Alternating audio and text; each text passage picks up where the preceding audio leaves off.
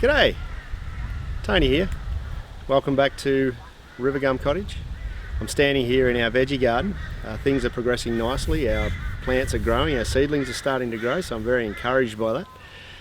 What I want to do today is I'm planning to put in an irrigation point inside the veggie garden.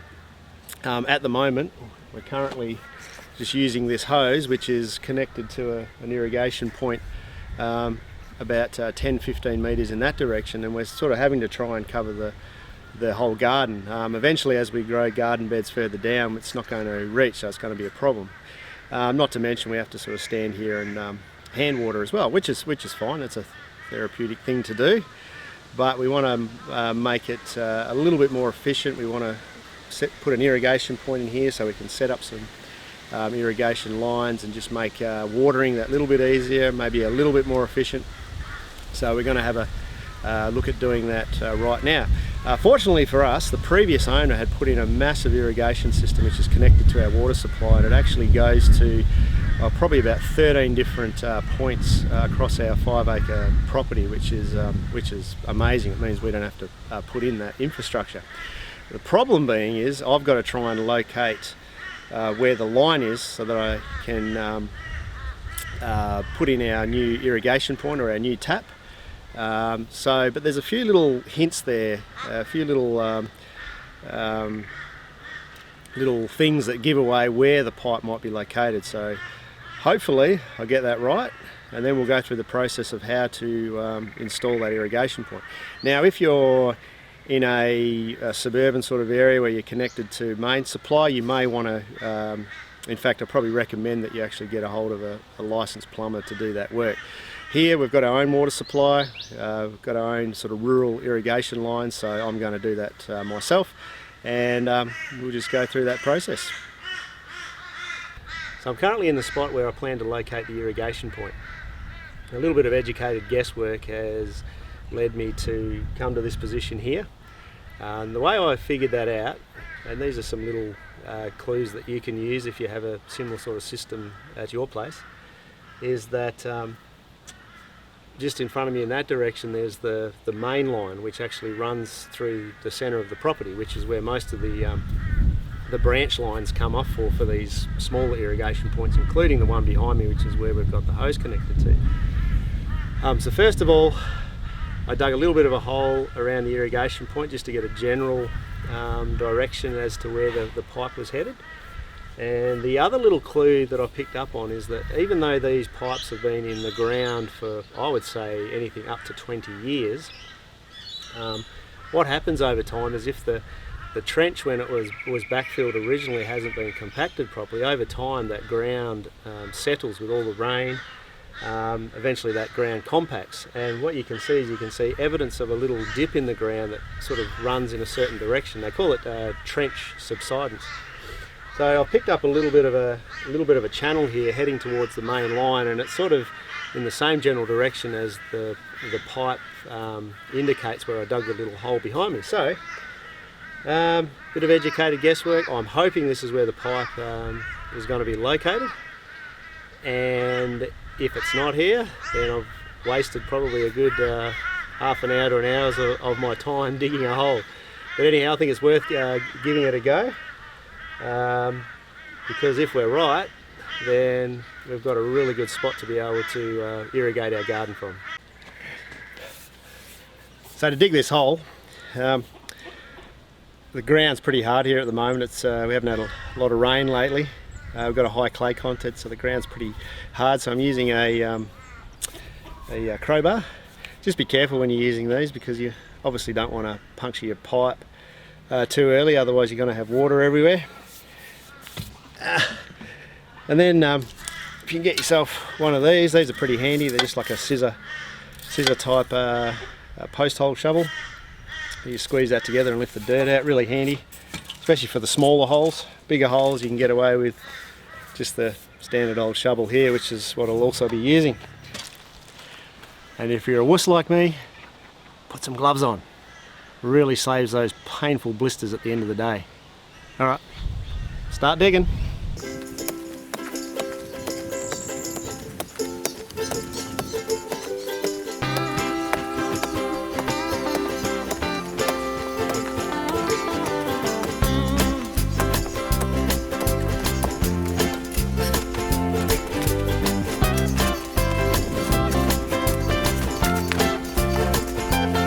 Well, I have shattered my reputation before it's even been built. Unfortunately, here I was thinking I was going to be the guru of pipe locating, and I've dug down about 700 mil and I still have not found my pipe. So just got to turn the camera around, and there's my hole. There's a bit at the bottom there. It's I'd say at least be 700 mil deep there, and from memory at the other places around that I've dug here and found this these various irrigation pipes, it's never been more than about 450 to 500 deep. So back this way. Because of that, I'm going to have to go back to the old-fashioned way of just trying to trace this pipe without having to dig too many holes. So I'm going to go back over to where the pipe, to our irrigation point, and start from there. So it's late in the day and I've been working away at this little pipe project on and off, and in the end it's actually worked out pretty well. My initial educated guess didn't work out, as I mentioned previously, but I've actually located the pipe and it's ended up in a better place than I was initially hoping. So it's actually been a little bit of a blessing in disguise. But so this is the irrigation point that I was that our hose is connected to, and that's our veggie garden over there. Now I've had to, in tracing the pipe, I've had to dig a much bigger hole around this irrigation point and then just trace it. See, I've done a little bit of a pink locating paint line, and then I've ended up locating the pipe just running right next to those the fence posts. And funnily enough, I do actually remember finding the pipe when I was putting one of the gate posts in, so I should have dug deep into the memory bank when I was initially working at the location of the pipe. But anyhow, not important now. So I initially located the pipe there. Best way to do this, guys, is when you're trying to locate a pipe in an area that you estimate it might be, do a long sort of trench crossways, and that way you minimise your digging and eventually you'll find it. I've actually put a little nick in the pipe, which I was hoping not to do, but it's not a biggie. I'll just have to do a repair job tomorrow, which I'll show you. And then looking through the fence, this is where we're actually going to locate our connection. So I'll just go inside the veggie garden area now. So that's the pipe we're connecting into. It's a 50 mil rural pipe. So I'm going to go and pick up my fittings from the hardware store tomorrow, and then we'll go through how to connect into those into that pipe and set up your irrigation point. So all in all, I only ended up digging 4 holes, including one that was 700 mil deep. If nothing more, it was a bit of exercise, and you just got to put it down to trial and error, and each step or each mistake you make, I suppose, is a step in achieving what you're setting out to do. In the end, we've found a really good spot to connect into, and tomorrow we'll grab the fittings and we'll go through connecting into that line and setting up the irrigation point. So, see you tomorrow. Okay, it's time to connect into the existing pipe, which is in the ground. Because we are connecting into an existing pipe, it's a little bit more difficult, and your options are a little bit limited without actually doing extensive excavation and requiring additional fittings. So the most efficient method, I think, is by the use of a saddle. So effectively you don't have to cut the pipe at all. All you have to do is requires drilling a hole, and then this saddle fitting here fits around the existing pipe, and then it has an O-ring seal which fits nice and snugly around the hole, and as you tighten that up it creates the seal. So depending on the size of the pipe you need to create your branch line will determine exactly what fittings you're going to need. So I'm using some 25mm PE pressure pipe which I had lying around the property, so always trying to utilise what I've got just to reduce cost and also reduce waste for that matter. So the fittings I'm going to be using obviously are the saddle fitting. I've got an adapter fitting which screws into that saddle, and the compression fitting there which will connect into the plastic pipe here. Then at the top I'm going to be just using at this stage just a brass tap, which will also have the relevant adapter fittings there and also the compression fitting there. which will enable me to connect to the top end of that bit of PE pipe. First of all, you want to make sure your existing pipe's nice and clean and smooth, free from any burrs or anything that might compromise the seal. So you might need a little bit of sandpaper, possibly a file or something just to get rid of some burrs and dags on the pipe when you're creating the opening. Obviously a rag just to clean any dirt and crap from the pipe, and I've just got some methylated spirits just to assist in cleaning those surfaces. To create your hole in the side of the pipe, you're either going to need a drill, or in this case I'm just going to be using a 19mm spade bit, typically used for timber, but I'm going to use it on the pipe, see how it goes. Cordless drill, very, very handy. To tighten the nuts on your saddle, you'll need a spanner, or I'm going to use well, in the case of this saddle, it's a 13mm socket with an extension and a ratchet, which makes things much quicker and easier. Your compression fittings you'll tighten by hand. The adapter fittings you'll need some sort of a wrench or a spanner to do that. And also make sure on those threaded adapter fittings, use some thread tape just to improve the seal on those particular connections. Try and minimise the any leaks you might have. Other than that, I think we're ready to begin. So, just going to give the pipe just a quick clean. As you can see, there's a bit of sort of mud residue around there. So this is actually I don't know if I mentioned before, but a 50mm rural irrigation line, and obviously we're connecting a 25mm PE pipe into it. So first of all, we're just going to create the hole, and just want to do this really carefully, so I'm just going to turn it onto the slower speed. Obviously you want to turn your water supply off. The last thing you want to do is punch a hole into the side of this pipe and then have it spraying in your face, especially when you're using a cordless drill. You want to look after it.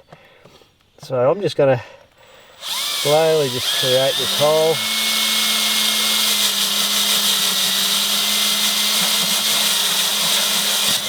Okay, lovely.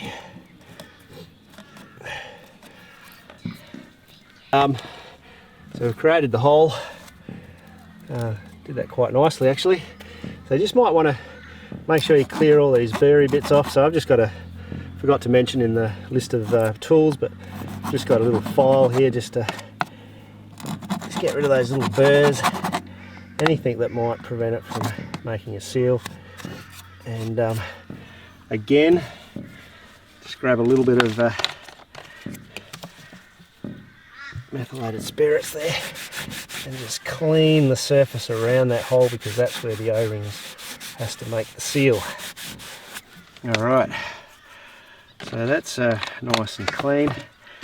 Just going to give it a quick wipe under the pipe, even though it's not sealing there. We just want to try and make things as easy as possible. Okay, now I just got to remove the nuts from the fitting. Okay, so I've just removed the nuts. I'm just going to pull. Just be careful because you got washers here as well. You don't want to lose those, so just put them aside for now. Sorry, I can't see that. Just remove the nuts and the washers from the saddle fitting. Just put them to one side. You don't want to lose those. Just carefully just pull that apart. Take the O-ring out there, which was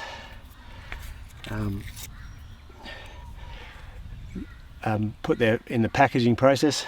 So what you want to do now is this particular half of the saddle needs to go under the pipe, but before I do that, I'm actually just going to nestle my O-ring here just into this little groove here and just push it in so it's nice and tight and snug. It should hold itself in there. So we want to be set up ready to go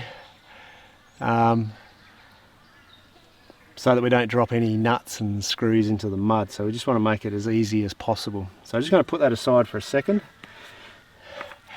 Just going to get the bottom half of that saddle.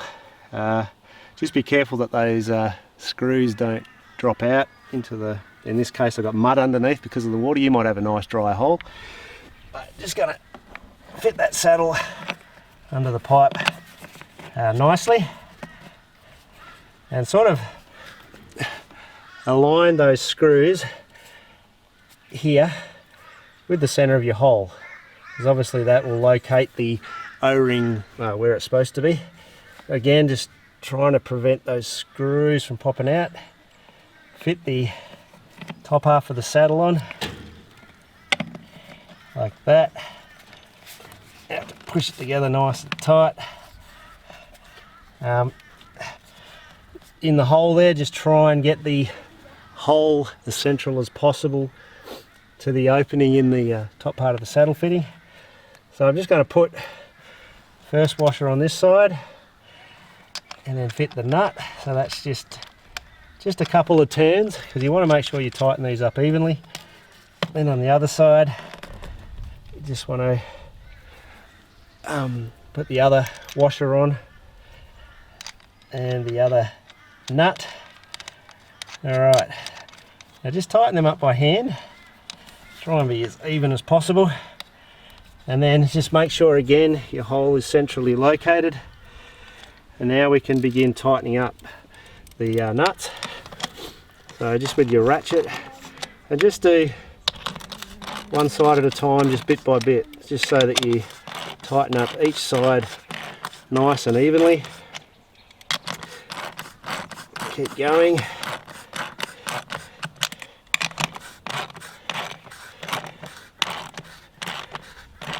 Keep going until you pull that saddle in nice and tight. Now it doesn't have to be ridiculously tight, but obviously you want a nice firm seal. So I think we've got that now. That is nice and firm. Obviously when we finish the connection we're going to just check for leaks, but I think we should be pretty good there.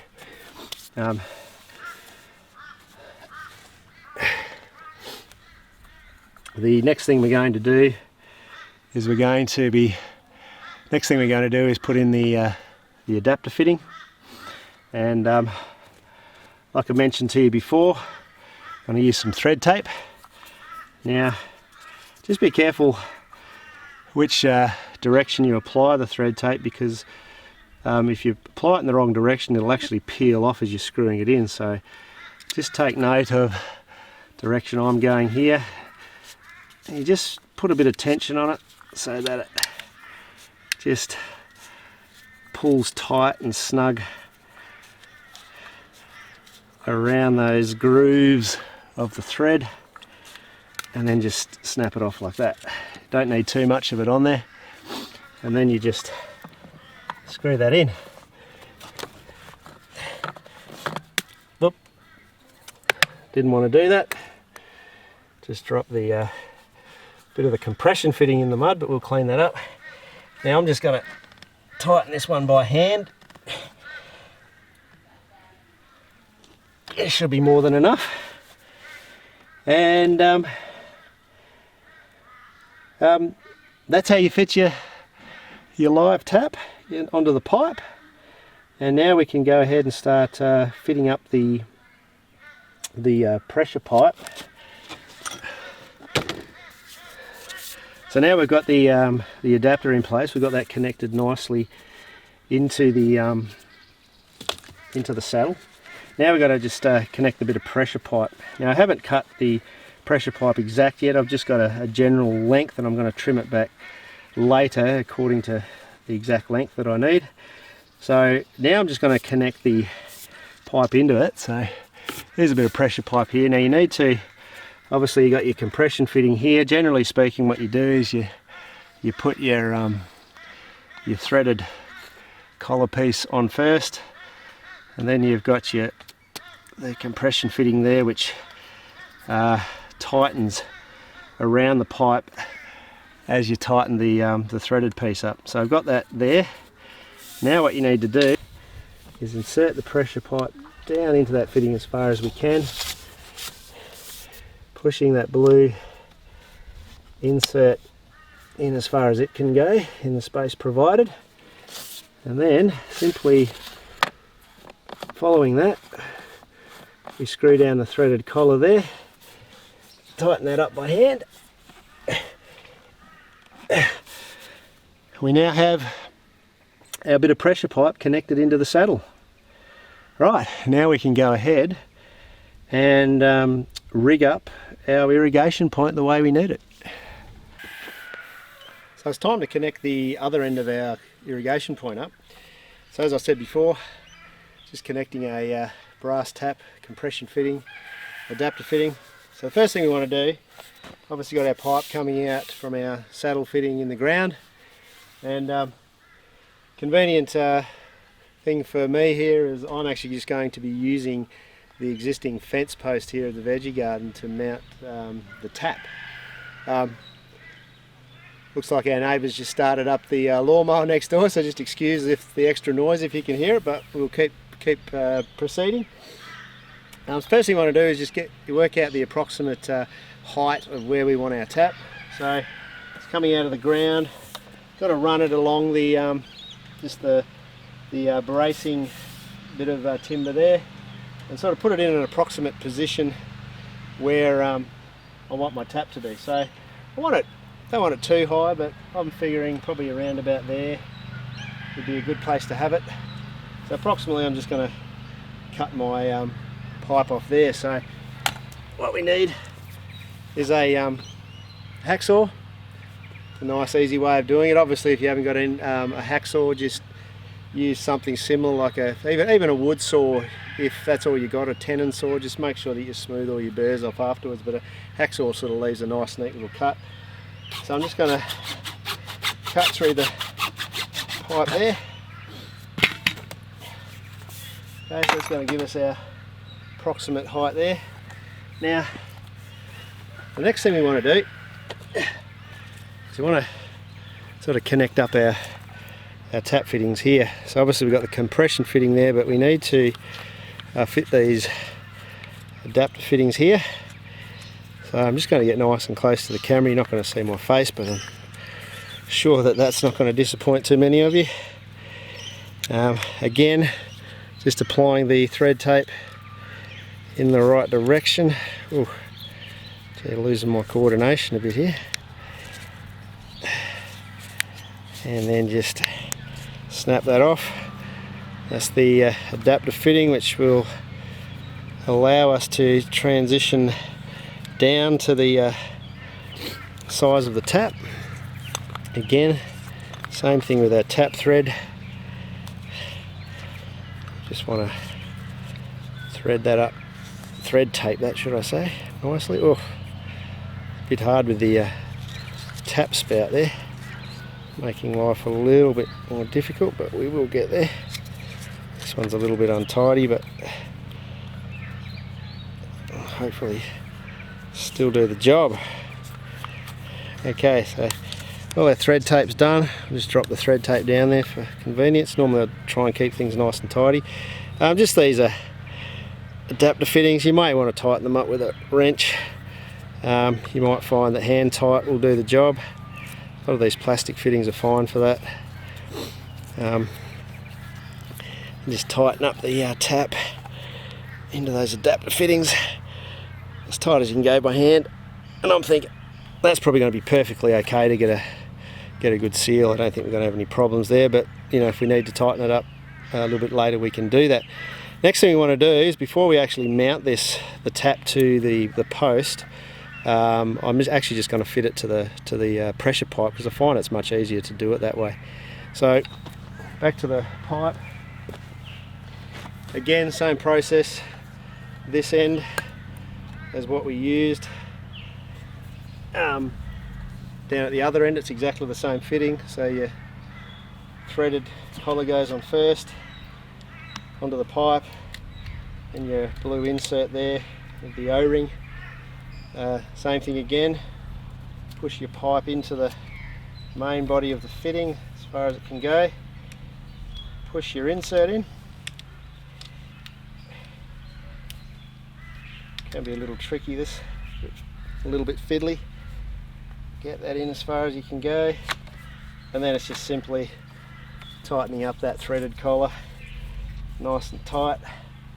You might need just to adjust this around so your tap's pointing in the right direction. But generally speaking, that's pretty much exactly where I want it. So I'm just going to put that aside for the time being. Now, because I've got the wire running at the front of this post here, and the post being round, which is not really an issue, I just want something nice and flat to mount the tap to, so I'm actually going to just mount this board to that post. You guys can use whatever you like. I mean, you may need to put in your own post, or you might be connecting it, mounting your tap to a wall. So whatever works for you, use that.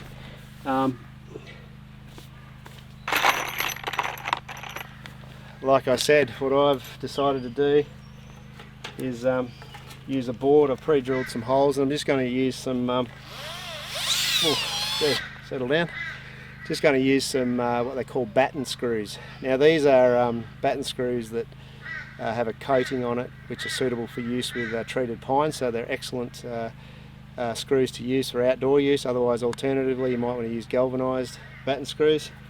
Just gives that little bit more longevity to the screws. So any screws you're using outside for this sort of job, try and use screws that are suitable for outdoor use, so you get a lot more life out of it.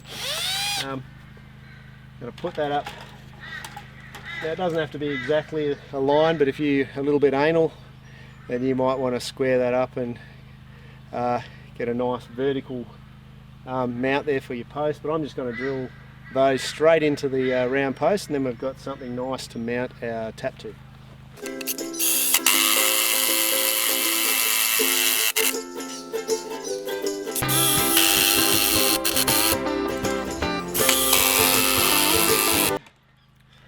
By the way, I'm just using my impact driver to drive those batten screws in.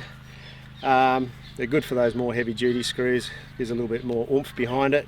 If you don't have one of these, just try with your cordless, or old-fashioned method by hand, I don't know, see how you go. Okay, all we have to do now is screw our tap off to the timber.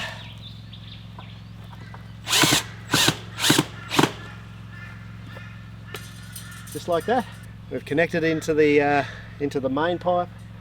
We've provided an outlet, a tap here. So all we have to do now is turn the water on, check for leaks, and Bob's your uncle. Actually, technically, Bob was my grandfather, but let's not get hung up on technicalities. Well guys, I come out to turn the water supply on and check for leaks on our connection, and unfortunately I had a water leak from both ends from the compression fitting, and then it suddenly dawned on me I did the compression fitting wrong. So just bear with me for a couple of minutes. I'm just going to redo the compression fitting and show you how to do it the right way, and then everything should be fantastic and ready to go. So let's do it. Alright guys, hopefully the light holds out. It's getting a bit dark here. The mistake I made was this little blue fitting here, which is essential in compressing that little O-ring there around the pipe to get your seal. I made the mistake of putting it on that way. So as you can see, the O-ring's at the top. Now what actually has to happen is that threaded fitting there has to work against that tapered bit of that little blue insert there. So what I should have done is had that insert that way. When we fit the pipe in like this, in that way, that blue O-ring goes into the fitting there like that, and then as we screw the threaded collar there in place, it will actually work against that tapered insert and push the O-ring further into the body of the fitting and tight against the pipe, and that's what creates the seal. Alright, now we shouldn't have any problems.